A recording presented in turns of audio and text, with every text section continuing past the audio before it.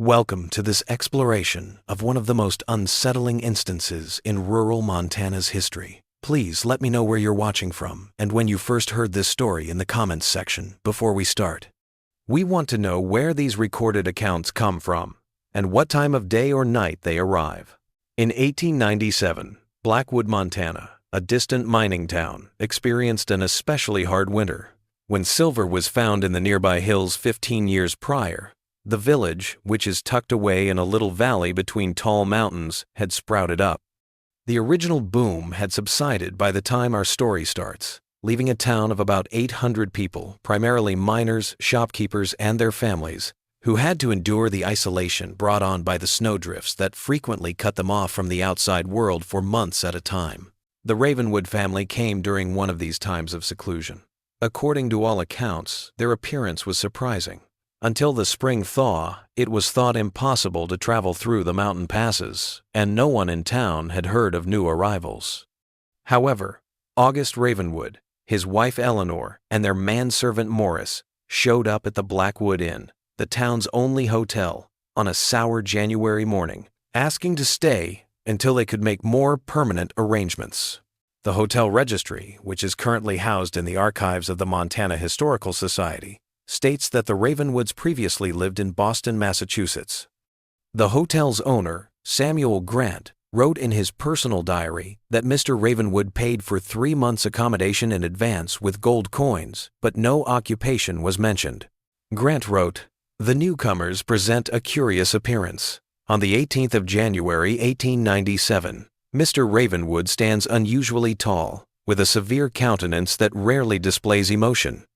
Mrs. Ravenwood is considerably younger than her husband, perhaps by 20 years or more, and seems perpetually anxious, starting at small noises and avoiding eye contact. Their servant, Morris, is a stocky, taciturn fellow who speaks with some manner of European accent. They have brought with them an unusual amount of luggage for travelers in winter, including several large wooden crates that required 4 men to carry upstairs. The Ravenwoods mostly kept to themselves over the first several weeks after their arrival. When it came to buying real estate, August Ravenwood inquired about the abandoned Harrove estate on the outskirts of town.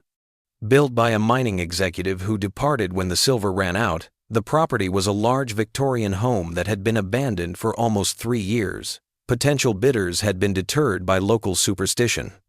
When the house should have been empty, there were stories of lights visible in the windows and unusual noises heard on the premises.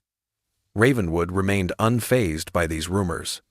He finished the acquisition by the middle of February, paying the full asking price without trying to haggle another element that caused controversy in the municipality that was having financial difficulties.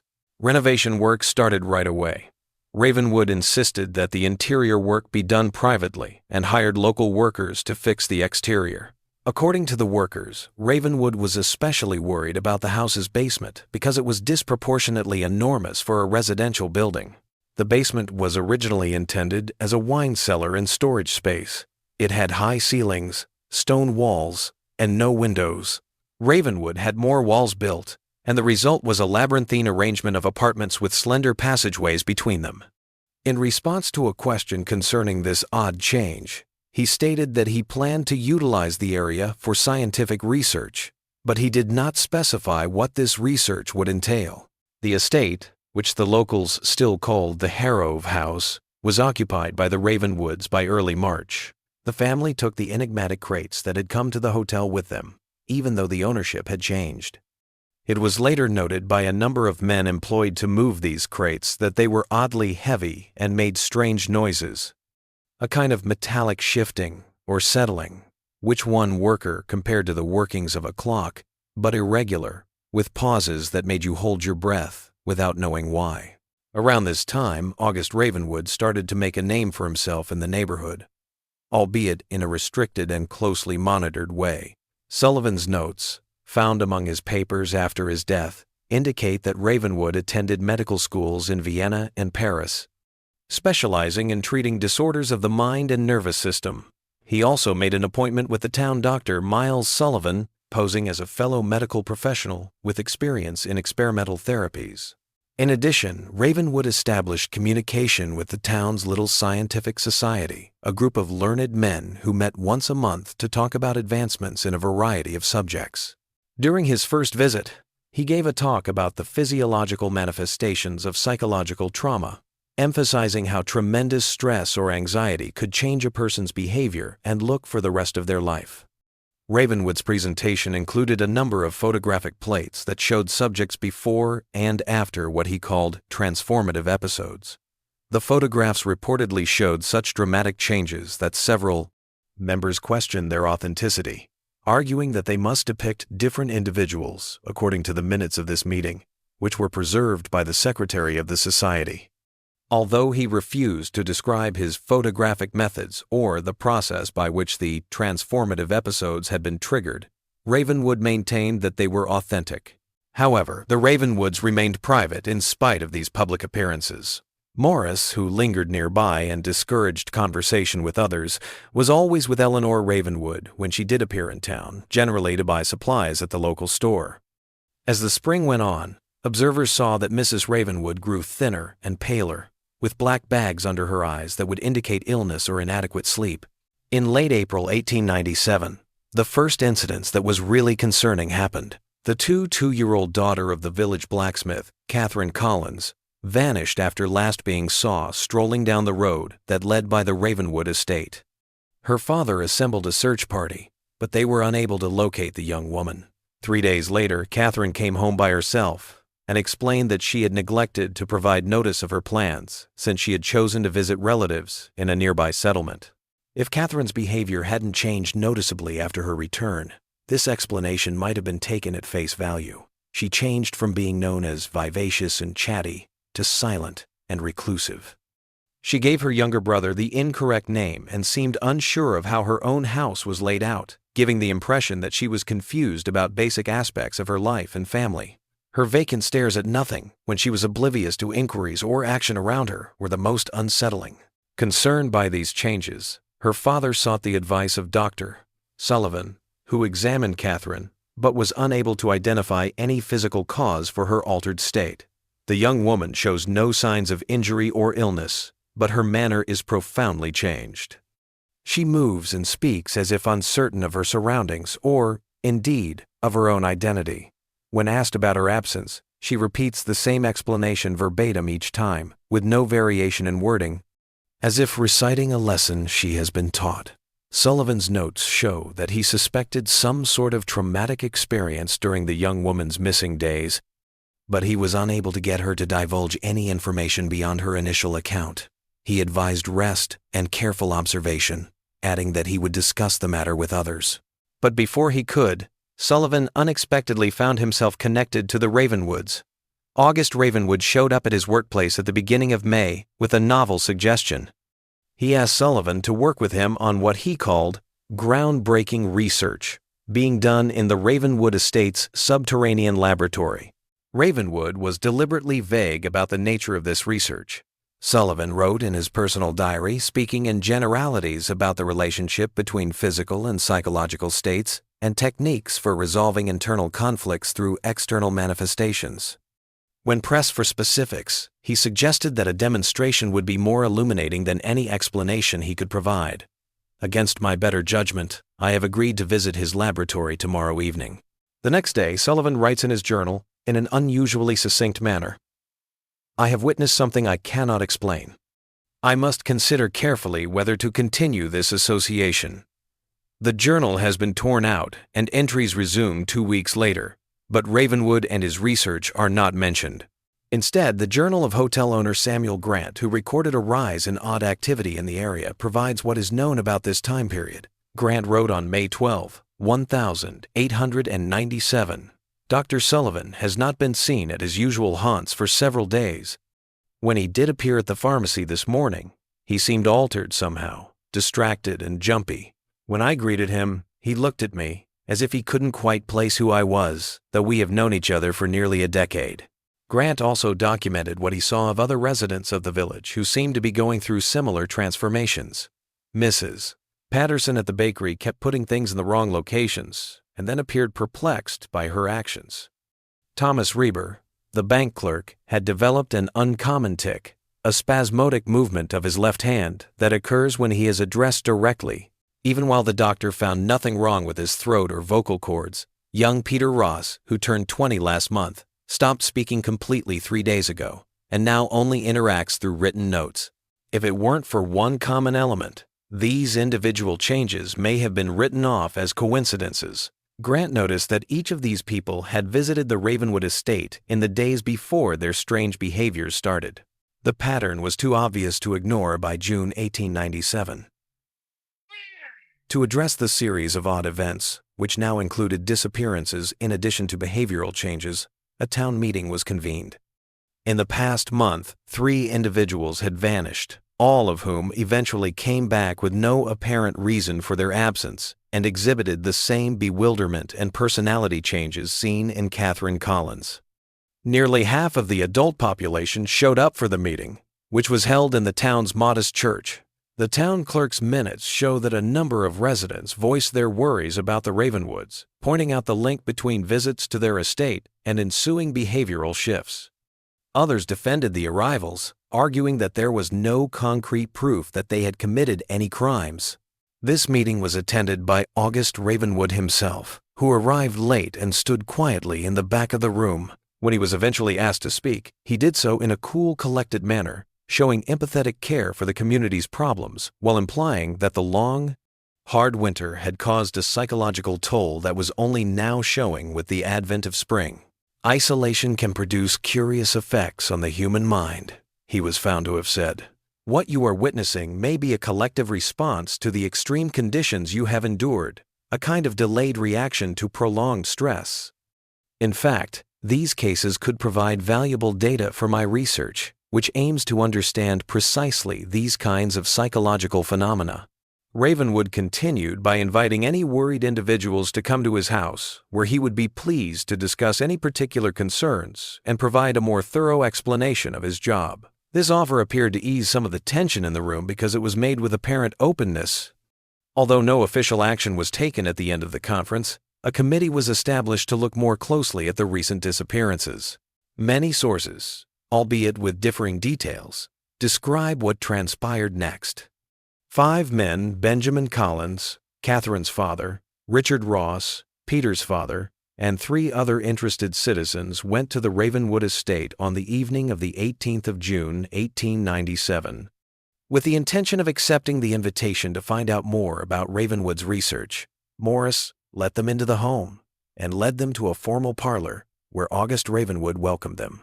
One of the guests, James Wilson, later testified that Ravenwood brought them refreshments, including a unique tea he said he imported from India, and had a cordial talk with them about the town and its history. Wilson said in a statement to the county sheriff that Mr. Collins grew adamant about seeing the basement laboratory after maybe 30 minutes, reminding Ravenwood of his public invitation. Ravenwood initially objected, citing current tests that shouldn't be interrupted, but he finally gave in when Collins threatened to bring additional men back. According to Wilson, we followed Ravenwood down a narrow staircase, Morris bringing up the rear. The basement was larger than I expected, with several corridors branching off from the main room. It was well lit with electric lamps, unusual for our town, and filled with equipment I did not recognize. There were large metal devices with glass components, photographic apparatus more complex than any I had seen before, and walls covered with photographs and diagrams. The men were so distressed by what they saw next that their versions differ greatly, each apparently concentrating on a different detail. Wilson spoke seeing cupboards filled with what looked like medical specimens, glass jars containing what he first believed to be anatomical models, before further examination revealed they might actually be human tissue. Ross remembered a big metal chair with straps in front of an intricate system of lights and mirrors. Perhaps the most unsettling evidence came from Collins, who said he recognized his daughter Catherine in one of the pictures on the wall not as she now looked, but as she had looked before she vanished. She was sitting in the metal chair in the picture, looking completely terrified. When I confronted Ravenwood about the photograph, Collins told me, his manner changed entirely. The polite, educated gentleman vanished, replaced by something cold and calculating. He continued, "Your daughter proved to be an exceptional subject.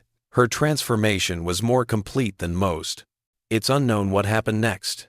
While Ross stated that Morris suddenly showed up with a weapon, possibly a specialized medical tool rather than a traditional firearm, Wilson's story implies that Collins attacked Ravenwood. According to all reports, the situation turned chaotic as Ravenwood yelled commands at Morris in what appeared to be a foreign language while the guests tried to escape the basement. Wilson, Ross, and Thomas Parker were the only 3 of the 5 men who entered the Ravenwood mansion that night to leave town. Over the course of several hours, they arrived one after the other, each looking confused and unable to provide a clear explanation of what had happened. That evening, neither Collins nor Edward Hayes, the 5th man, were seen again. A bigger party of townspeople, under the direction of the sheriff, returned to the Ravenwood estate the next morning with the goal of carrying out a proper search and, if required, making arrests. The house was totally deserted when they arrived. All of the laboratory equipment detailed by the guests the night before was gone, as was Morris, Eleanor, and August Ravenwood, along with most of their belongings. At first, the sheriff had questioned the men's reports of what they had seen in the basement since it had been so carefully cleaned up. The issue was not completely discarded due to 2 discoveries. The first was a secret room in the basement that was hidden behind a fake wall.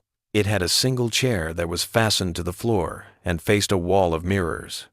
The second was more unsettling. Detectives discovered 2 dead, identified as Edward Hayes and Benjamin Collins, buried in the soft dirt behind the house. The doctor who examined them said that both men had died as a result of fast tissue degradation brought on by exposure to an unidentified chemical agent. Only clothing and personal belongings could be used to identify them, because their faces in particular were badly injured. The death's discovery and the disappearance of the Ravenwoods led to a more extensive investigation. Authorities in nearby counties and states received telegrams detailing the Ravenwoods and asking for details on related instances. It was a disturbing answer. There was no record of an August Ravenwood in Boston or any other major East Coast city that fit his description. During the time he claimed to have studied at the medical schools in Vienna and Paris, there was no record of a student or physician with that name.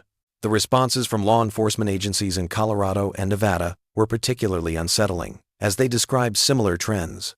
A renowned individual claiming medical expertise would travel to a remote community, set up a research facility, and within months, locals would start to disappear and exhibit strange behavioral changes.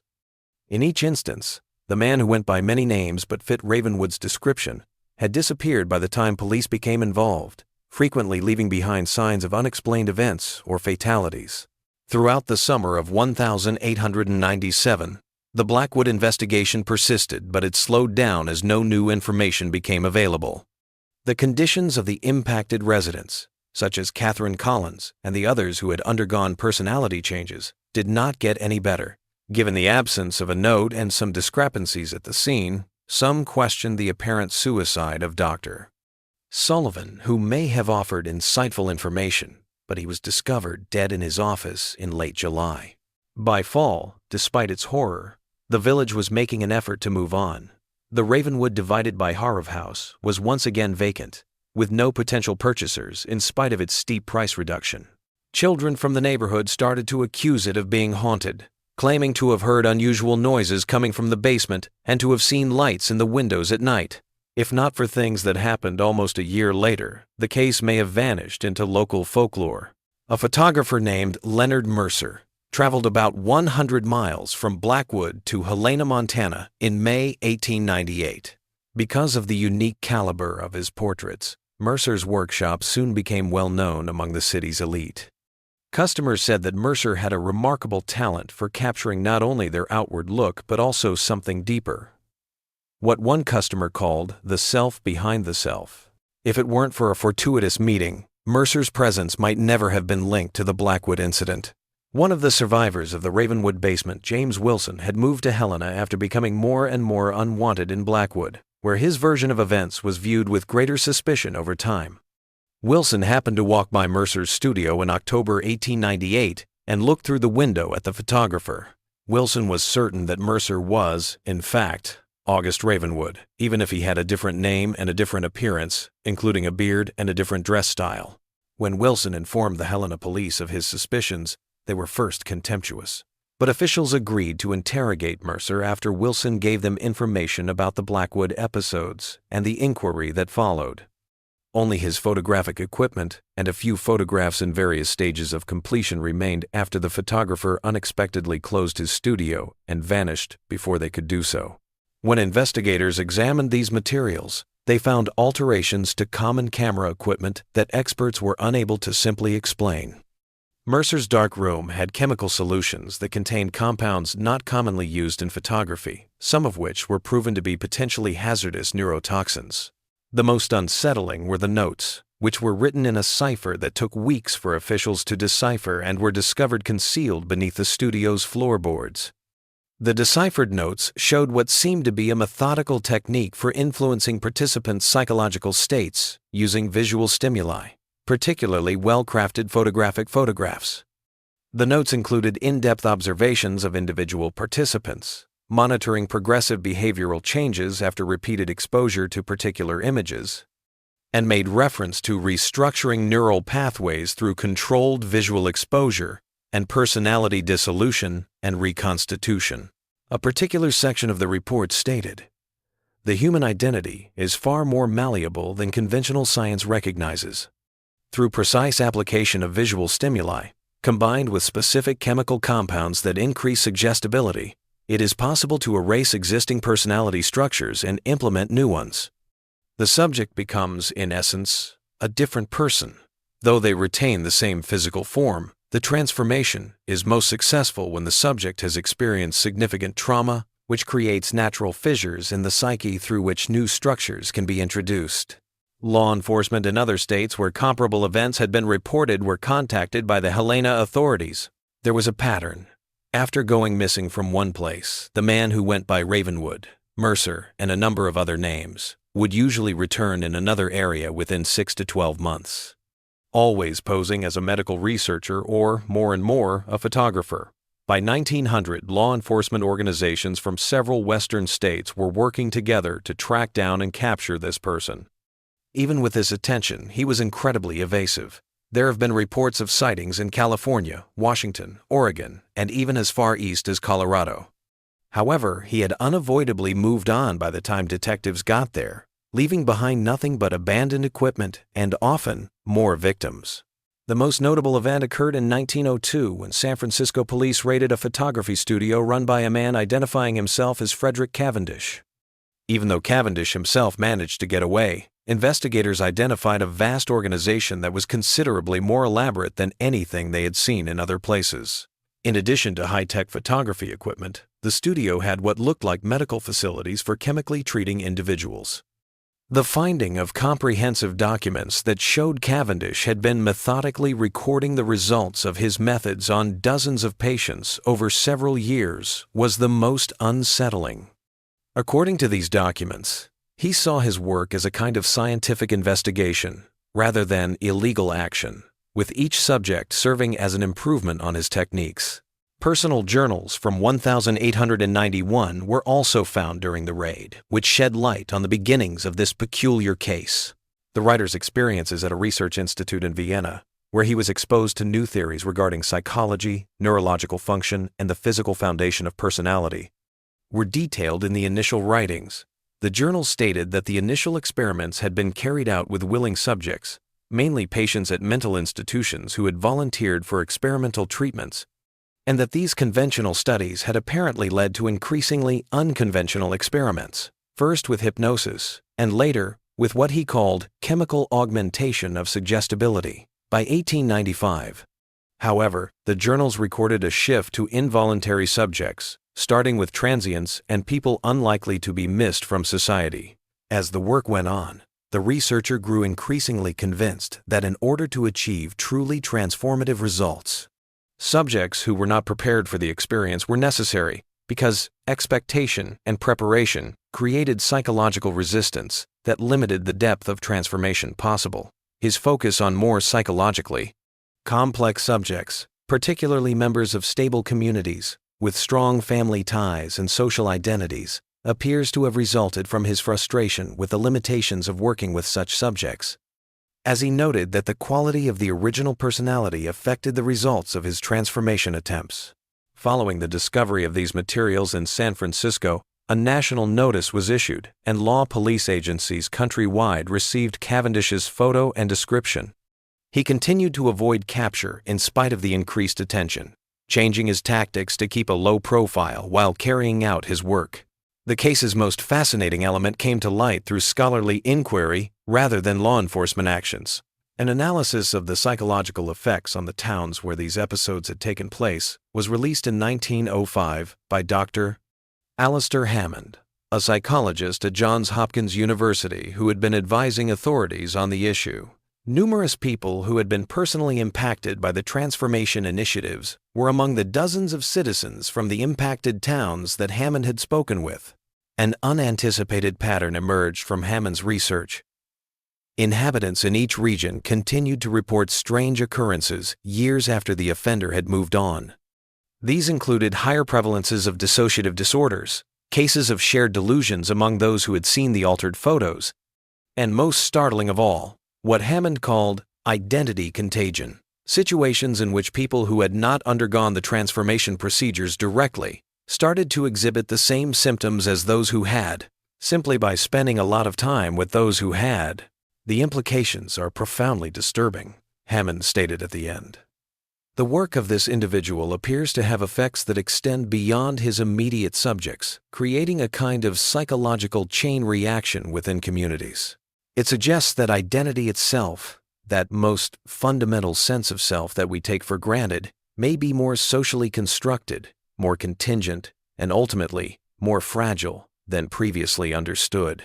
Although Hammond's study received a lot of scholarly attention, mainstream psychology, which at the time was still strongly influenced by physiological approaches to mental phenomena, largely disregarded it.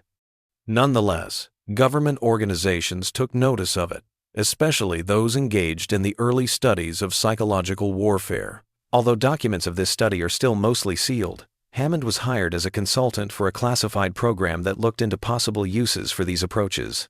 When a woman posing as Eleanor Ravenwood contacted Chicago authorities in 1908, claiming to be the wife of the man sought in relation to the transformation cases, the case took a new direction. She offered immunity from prosecution in exchange for information about his whereabouts and tactics.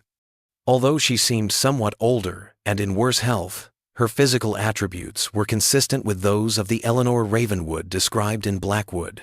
Eleanor gave a narrative in a series of interviews with federal investigators that shed light on certain aspects of the case while posing fresh queries about others.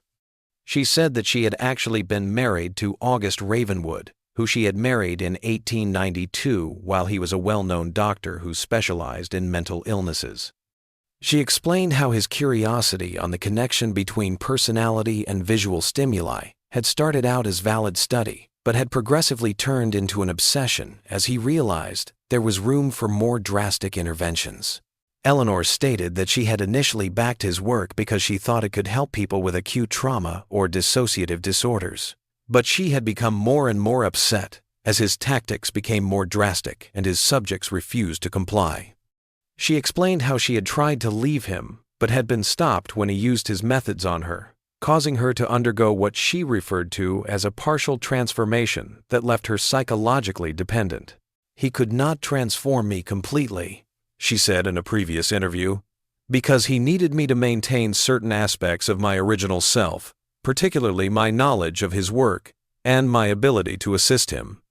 So he created a fragmented version of me, with parts of my personality suppressed and others enhanced. I existed in a state of constant internal conflict, aware of what he was doing but unable to effectively oppose it." Eleanor asserted that she had used the money she had surreptitiously amassed over the years to create a new identity in order to finally escape amid the pandemonium that followed the San Francisco raid. In the years that followed, she had been recuperating from the psychological fallout from her partial metamorphosis, which she referred to as reassembling myself from fragments. Eleanor provided investigators with the most useful information, outlining her husband's methods in great detail. The method's key component, according to her narrative, was the creation of photographic images that were intended to evade regular cognitive processing and reach deeper levels of perception where identity is established and preserved. She referred to these pictures as entry points in the viewer's psychological defenses because they included subliminal messages, minor perspective distortions, and well-planned visual conflicts.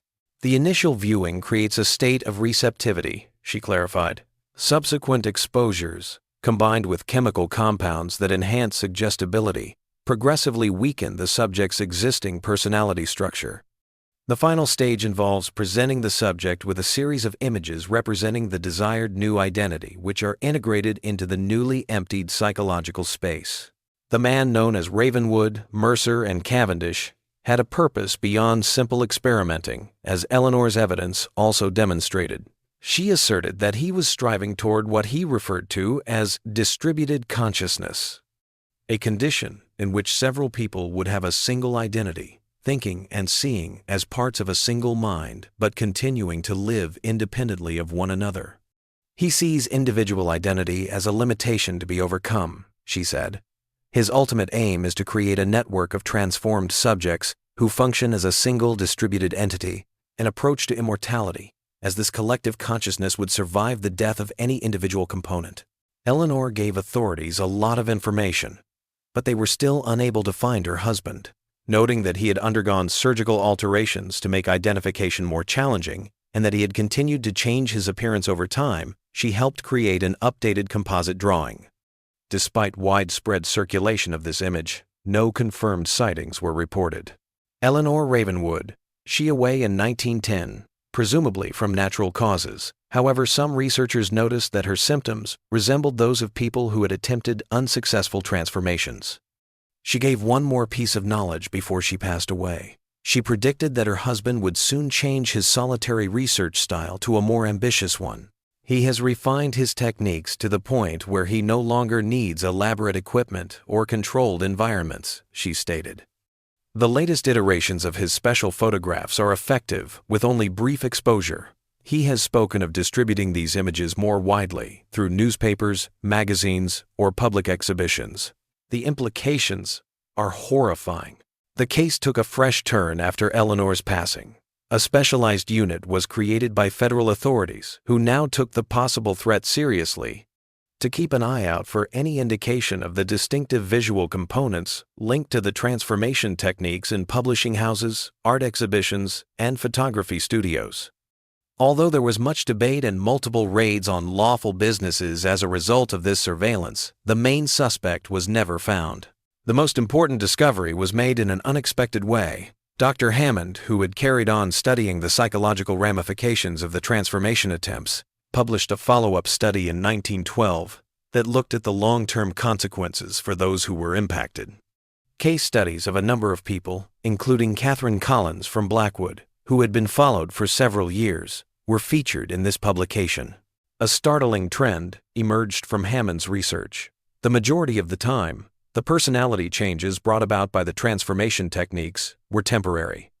The subject's natural identities gradually returned over time, though frequently with ongoing confusion, memory loss, and psychological pain. According to Hammond's theory, it might be impossible to sustain a total personality change without consistent reinforcement from repeated exposure to the specialized visuals. This discovery resulted in a new method of investigation. Instead of concentrating only on identifying the criminal, investigators started keeping an eye on those who had been named as likely suspects, speculating that he would try to get in touch with them again to support his work. When surveillance of a previous subject in Portland, Oregon, in 1913, led detectives to a guy identifying himself as Harrison Wells, who had set up a small printing company dealing in illustrated postcards and photographic reproductions. This tactic proved effective. Authorities found mailing lists aimed at former subjects in several states, as well as equipment for mass-producing the specialized transformation photos when they searched Wells' facility. Although Wells himself managed to flee during the raid, the finding validated Eleanor Ravenwood's suspicion that he intended to expand the distribution of his writing. Increased security precautions around mass media were brought about by the Portland find, with federal officials keeping an eye on photographic shows and checking publications for possibly dangerous photos. The case became well known as a result of these efforts, which also brought up a lot of fake stories and hoaxes. The last known instance was in 1915, when it was discovered that multiple photographs in a traveling show of contemporary European photography in Chicago included aspects of the transformation process. Stefan Kraus, an Austrian immigrant who was taken for interrogation, the curator of the exhibition, insisted that he had no idea of the image's peculiar qualities and had obtained them through standard art world routes. After an investigation, it was discovered that the photos had actually come from Vienna, indicating that the original offender was not the only one who knew about the methods. As Europe plunged into the chaos of World War I, this development raised concerning questions about the possibility of these techniques being used more widely.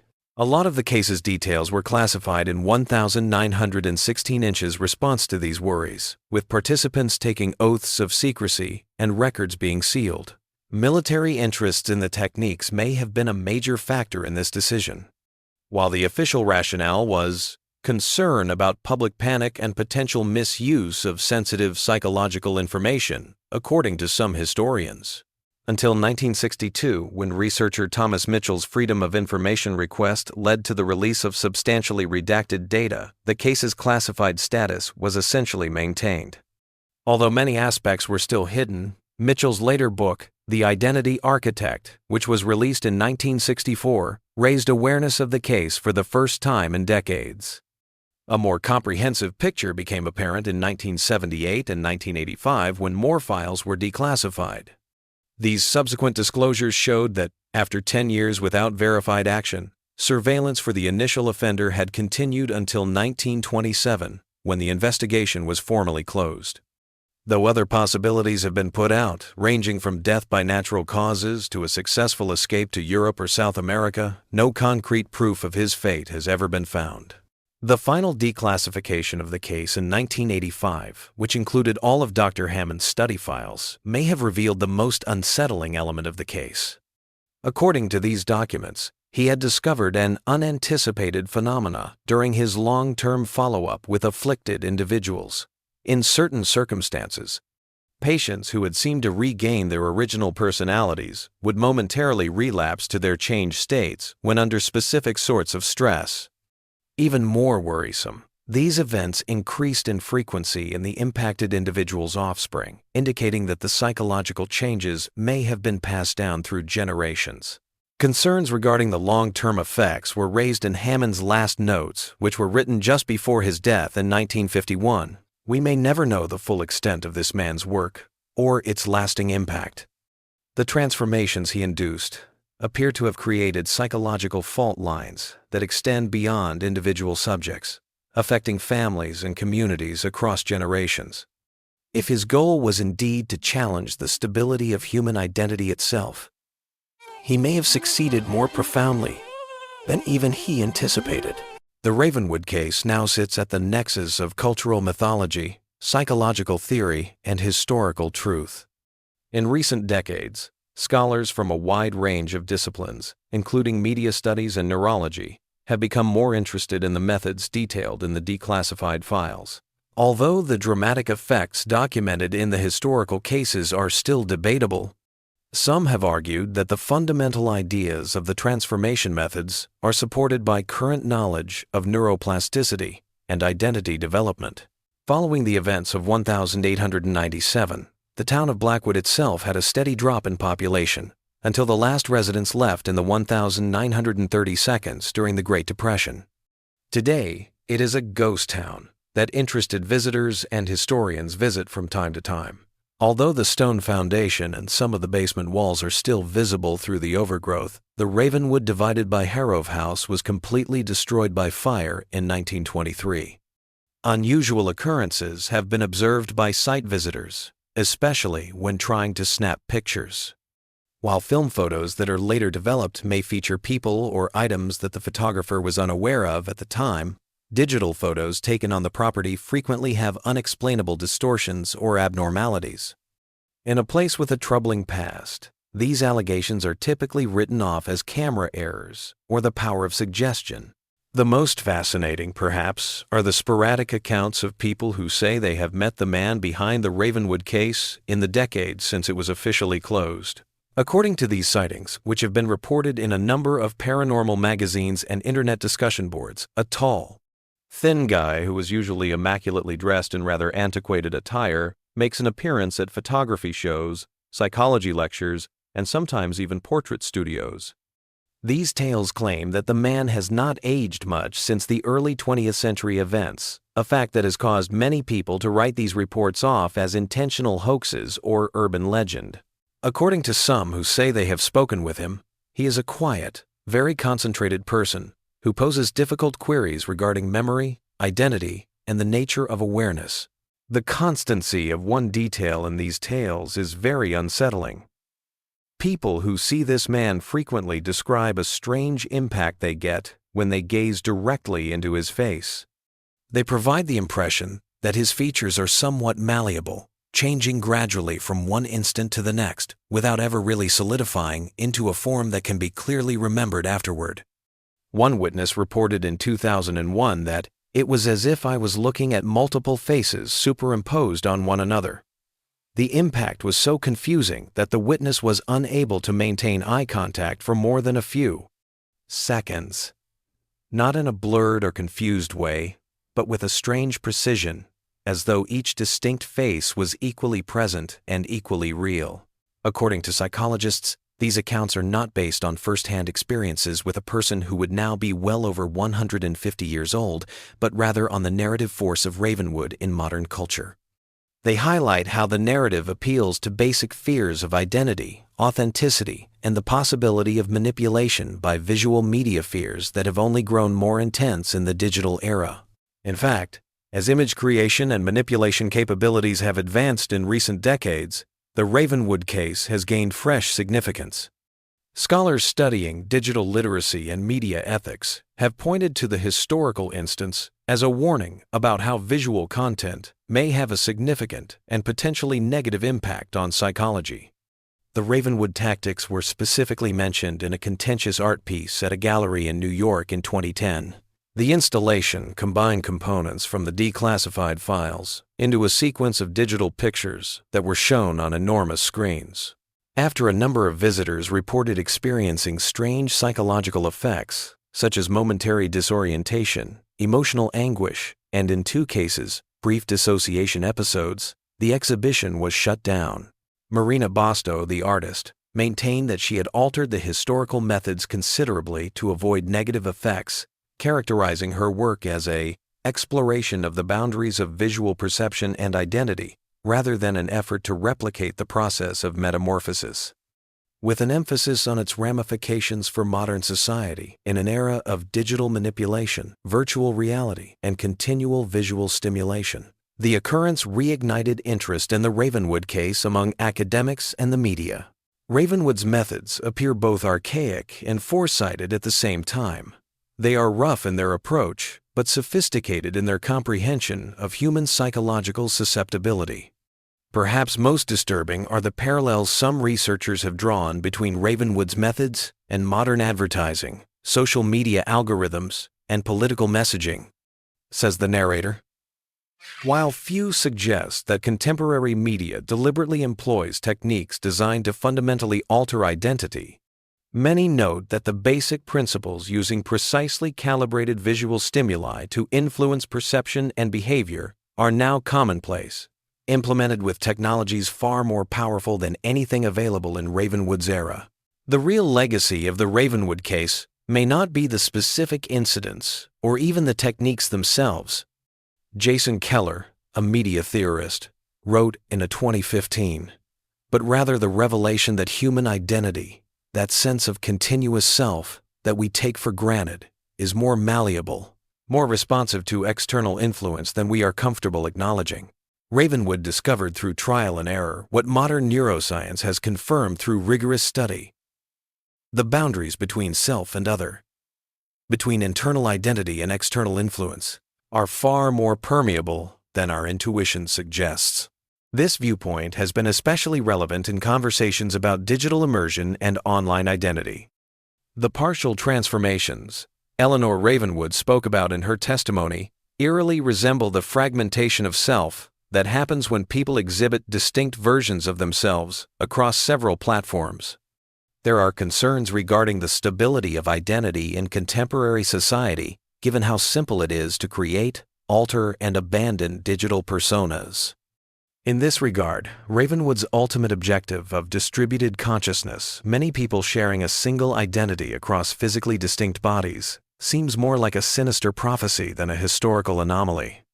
According to some technological philosophers, modern social networks already operate as a type of distributed consciousness, with viral material, shared memes, and group attention-generating thinking patterns that go beyond the boundaries of individual minds. Over the years, the actual sites connected to the Ravenwood case have developed their own legend. Despite its distant location and the difficulties in getting to it in the winter, the Blackwood House site continues to be the most frequented. Even after leaving the property, visitors frequently express a feeling of dread that lingers. Many even describe having nightmares in which they revisit the basement laboratory and see it from other angles than they did when they were there. The fate of Ravenwood's other locations is less well known. After the 1906 earthquake and fire destroyed the building where his San Francisco enterprise was located, it was replaced by a commercial building that held a number of businesses until it was demolished in 1998. Following the 1913 raid, the Portland printing plant was turned into a warehouse, and in the 1972, it was transformed into artist lofts. Unusual occurrences, such as inexplicable cold patches, technological failures, and most notably, distortions in mirrors and reflective surfaces, have been reported by residents on occasion, especially in apartments that match to the original dark room site. Although it has undergone several ownership changes, the Chicago gallery that held the 1915 exhibition is still open. Unfamiliar photographs that don't fit into any known show and tend to vanish when cataloging attempts are undertaken have been discovered by staff in storage locations. Because they are worried about how these instances would affect the gallery's reputation, the present owners oppose talking about them. It is more challenging to track down the case's human legacy. The majority of the direct participants mentioned in the historical documents have long ago passed away, taking with them the complete experience of the events that took place. The psychological after effects outlined in Hammond's research, the generational transfer of changed brain patterns and shattered identity structures, may still be present in their descendants, many of whom are ignorant of their family's involvement in the events. One of the rare, well-documented life trajectories is that of Catherine Collins, the two-year-old whose disappearance signaled the start of the Blackwood occurrences. She spent a number of years with her family following the events of 1897, progressively regaining some of her former self but never completely reverting to her former state. She left Blackwood in 1905 at the age of 30, later relocating to Seattle to work as a librarian. Although she kept up a communication with Dr. Hammond until his passing, she never married, had no children, and hardly talked about her experiences. Perhaps the most incisive analysis of Ravenwood's enduring influence can be found in her final letter to Hammond, written in 1949 at the age of 74. Even now, more than 50 years later, I sometimes wake up uncertain of who I am. Not in the dramatic way it happened at first, but in subtle moments where I catch myself thinking thoughts or having reactions that don't seem to belong to me. It's as if there are two Catherines inhabiting this body, the one I was born as and the one he created. Neither feels entirely real, nor entirely false.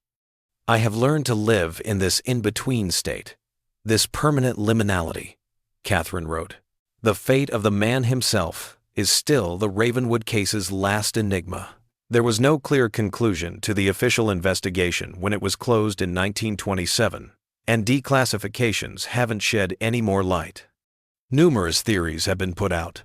However, none of them have enough supporting data to be verified. According to some scholars, he passed away not long after the Chicago incident of 1915, perhaps as a result of being exposed to the chemicals he worked with. Many of the unnamed males who were admitted to hospitals with symptoms consistent with long-term exposure to toxins may have been Ravenwood, working under a false identity, according to medical records from the time period. Others think that he managed to escape to Europe and may have gone back to Vienna, the apparent birthplace of his art. The discovery in 1978 of a series of articles published in a little-known German medical journal between 1919 and 1923 that described tactics strikingly comparable to those credited to Ravenwood, but under a different theoretical framework, provided credence to this notion. After 1923, the author of the article, who was only known as Dr. H.M., vanished from academic records. A third possibility, which some researchers find more speculative but still compelling, is that Ravenwood was able to successfully apply his own transformation techniques on himself, forming a new identity so complete that he was essentially a different person, unrecognizable to both himself and those who were hunting him. This hypothesis would account for the lack of verified sightings in spite of the intensive search. The most intriguing is the theory put forth by parapsychologist Elizabeth Merrow in her 2008 book, The Ravenwood Legacy, which contends that Ravenwood's experiments may have produced outcomes that are beyond the realm of what is considered feasible by mainstream science. According to Merrow, Ravenwood's goal of creating a distributed consciousness may have been partially achieved, with parts of his identity spread across several subjects who carried on his work in disjointed, unconscious ways. Consider the possibility, Merrow writes, that Ravenwood did not need to survive physically to achieve his goals.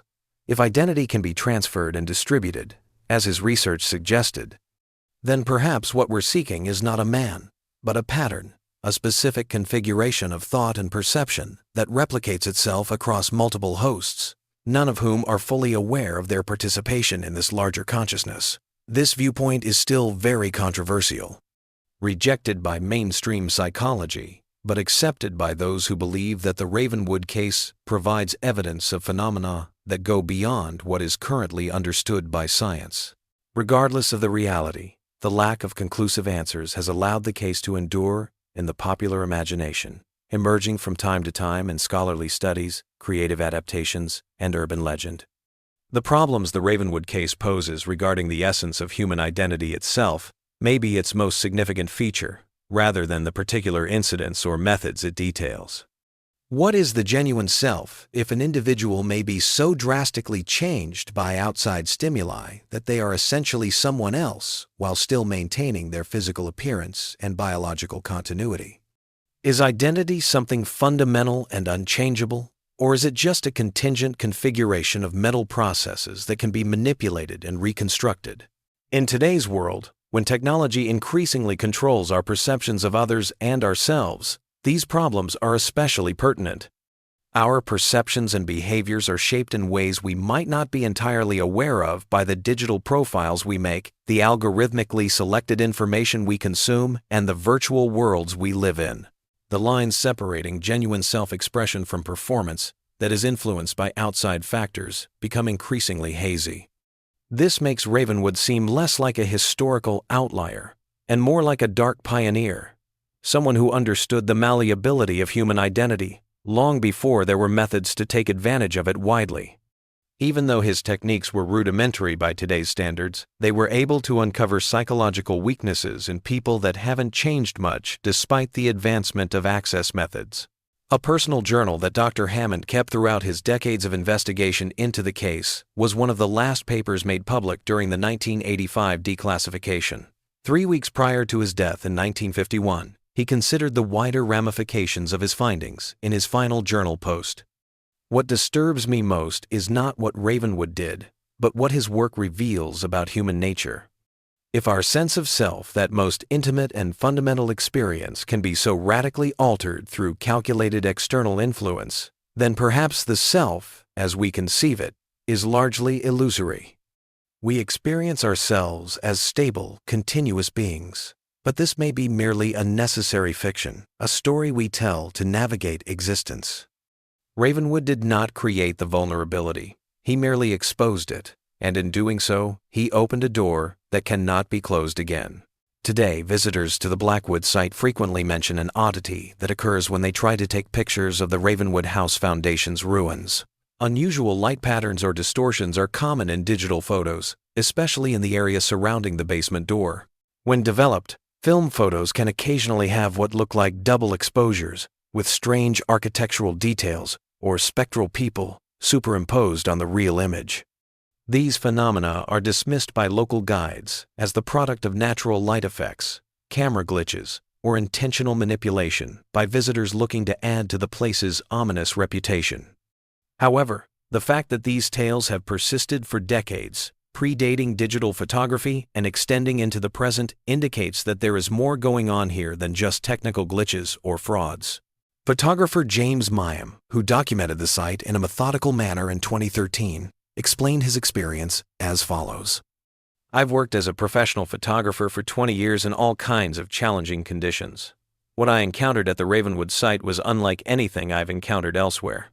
The distortions weren't random or chaotic. They had a deliberate quality, almost like a signature or a pattern. It was as if something was intentionally inserting itself into the process of image creation. Mayhem's photographs, which are included in a limited edition portfolio titled Resonance. The Ravenwood effect, exhibit these unusual characteristics.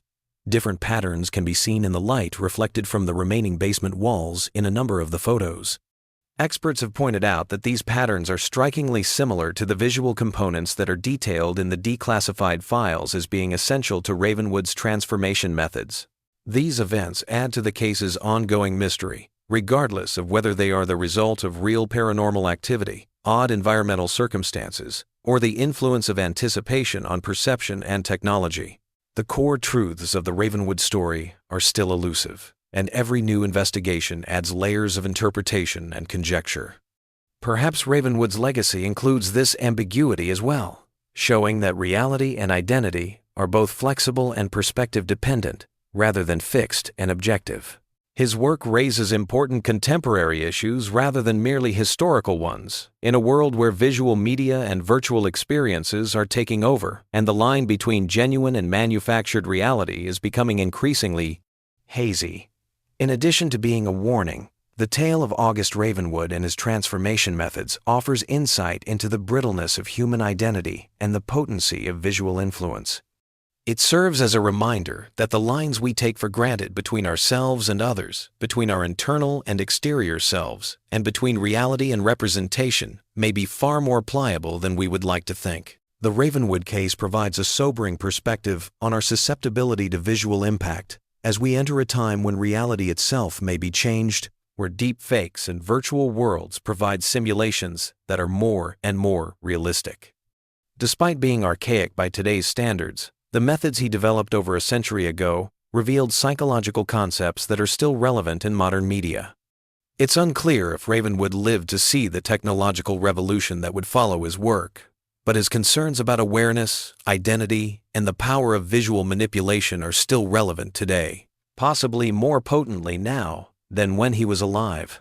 In this way, whatever happened to Ravenwood physically, a part of his consciousness does endure, dispersed, not among changed individuals, but rather throughout our societal understanding of the subjectivity of perception and the frailty of the self. Perhaps the most disturbing possibility for those who study the case today is not that Ravenwood achieved his particular goals, but rather that the world has changed in many ways in the direction of the vision he sought. A reality in which identity is becoming more and more ambiguous, where consciousness transcends individual minds into networks of shared perception, and where the lines separating real and manufactured experience become increasingly blurred. Accordingly, we may all be living in a world that has been influenced by Ravenwood's insights to some extent, not directly through the use of his methods, but rather through the slow realization of possibilities that he first saw over a century ago, when he realized that human identity was not the rigid, unchangeable core we think it is, but something much more flexible, vulnerable, and possibly more fascinating in its complexity.